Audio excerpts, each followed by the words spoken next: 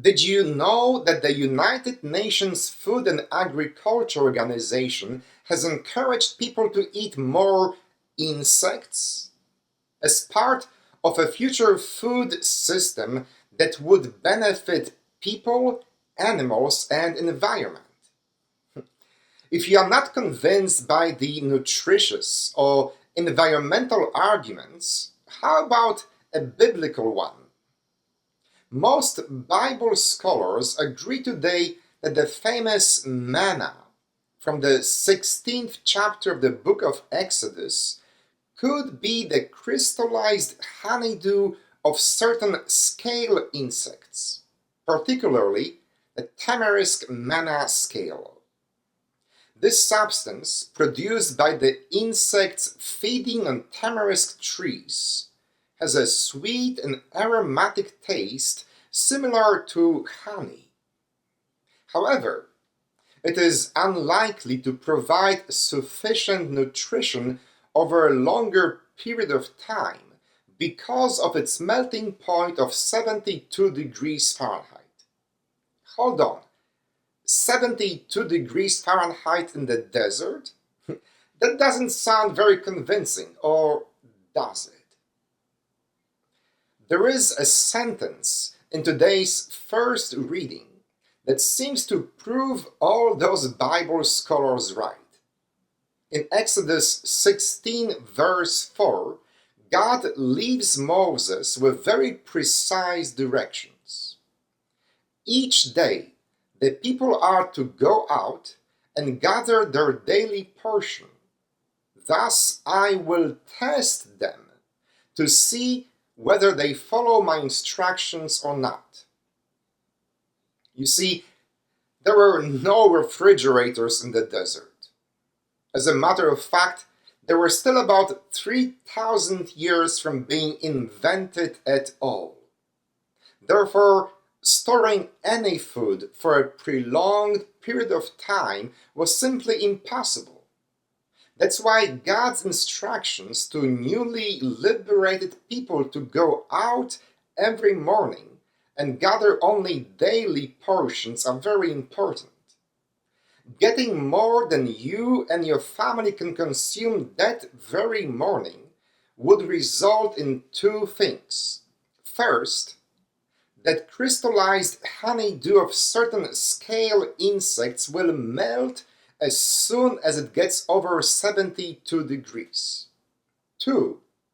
If you collect more than you can eat right away, there will be others in your group who will end up empty-handed.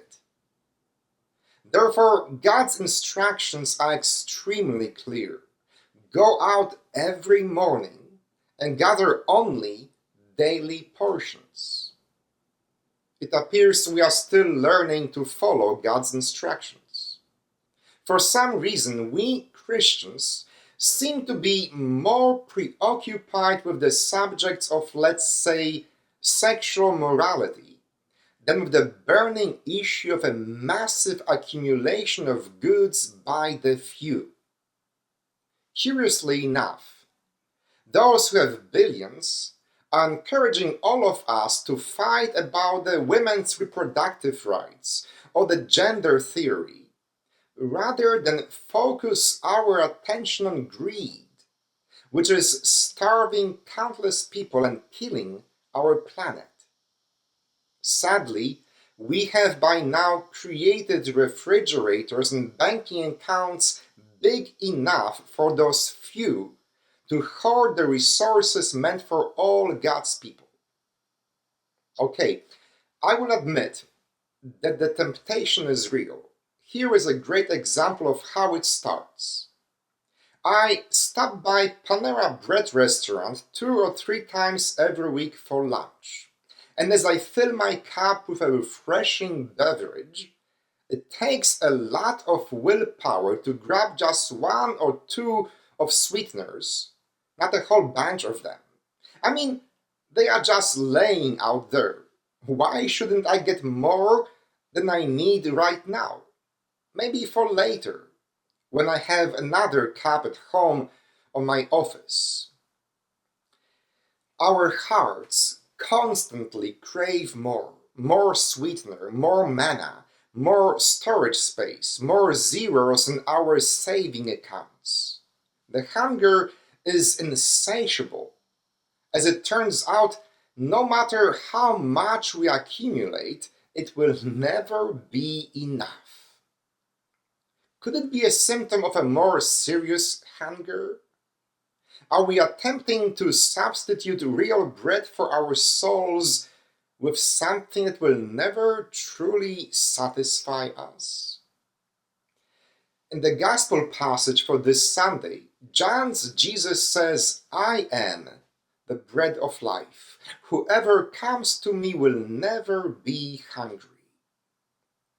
It is a timely reminder that there is no fridge large enough to satisfy our deepest cravings, no bank account big enough to calm our existential fears, because it is God who gives us the true bread from heaven, because the hunger of our souls can only be satisfied by the one who made them. Amen. Thank you for keeping me company on this spiritual journey. If you have any questions or comments, please leave them below this video. And as always, kindly consider clicking on the like symbol and do make sure that you have subscribed to my YouTube channel. Thank you, and may God bless you always.